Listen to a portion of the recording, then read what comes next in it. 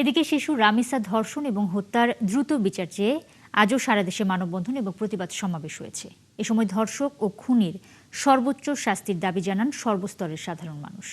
সহকর্মীদের তথ্য ও ছবিতে প্রতিবেদন। শনিবার সকালে রামিসা হত্যায় জড়িতদের দ্রুত বিচারের দাবিতে চট্টগ্রাম প্রেস ক্লাবের সামনে মানববন্ধন করা হয়েছে। এ সময় রামিসার হত্যা ও ধর্ষণের বিচার চেয়ে স্লোগান দেওয়া হয়।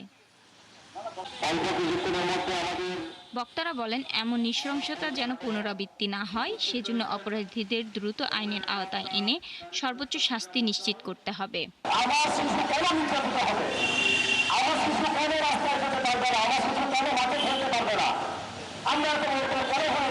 নাটোর প্রেস ক্লাবের সামনে অনুষ্ঠিত হয় মানববন্ধন। শিশু সংগঠন ন্যাশনাল চিলড্রেন্স টাস্ক ফোর্স এবং যুব সংগঠন হ্যাপি ড্রিমস ফাউন্ডেশন যৌথভাবে এই কর্মসূচির আয়োজন করে।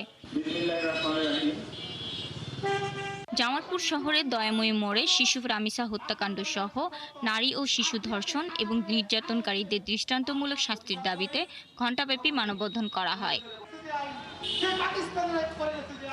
বক্তারা বলেন, রামিসার হত্যাকারীদের দ্রুত বিচার শেষ করে ফাঁসি কার্যকর করতে হবে। পটুয়াখালীর রাঙ্গাবালিতে ধর্ষণ, নিপীড়ন ও নারীর প্রতি সহিংসতা বন্ধ এবং রামিসার হত্যাকারীদের দ্রুত বিচারের দাবিতে বিক্ষোভ করে লোকজন। বিক্ষোভকারীরা বলেন, বিচার না হওয়ায় দেশে অপরাধ প্রবণতা বাড়ছে, তাই দ্রুত কার্যকর পদক্ষেপ নেওয়ার আহ্বান জানান তারা। শাকিলা সিথি, ৭১।